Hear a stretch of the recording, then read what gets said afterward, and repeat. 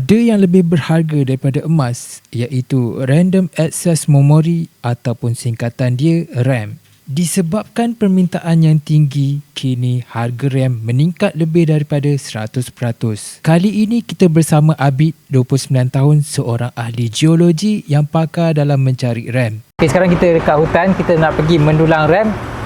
So kalau nak tahu tempat tu ada kemungkinan ada RAM, so kita akan jumpa macam inilah. Kalau ada jumpa macam ni dekat tanah, ada kemungkinan besar dekat area sini ada RAM. So sekarang ni kita dalam proses mendulang. So biasanya RAM dia punya berat, dia lebih berat berbanding pasir dengan tanah. So bila proses mendulang ni, kita nak asingkan RAM dengan pasir dengan tanah. Okey, sekarang ni kita dah berjaya asingkan RAM dari tanah. So ni antara RAM yang kita dapat. So yang ini dia punya capacity dia, kalau sekeping ni 16GB DDR5. So dua ni kita dapat 32GB DDR5 lah.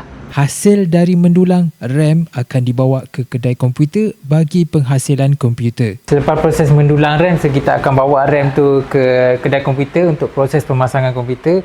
So kat sini kita nampak RAM kita letak dekat sini di motherboard. So ni antara proses pemasangan PC. Dan yang ini PC yang dah siap lah. So yang ni RAM 32GB DDR5. So yang ni kita tengah buat proses stress test untuk pastikan semua komponen berfungsi dengan baik. So ni antara stok RAM dan juga SSD yang kita ada. Saya tunjuk satu, contohnya G-Skill Ripjaws.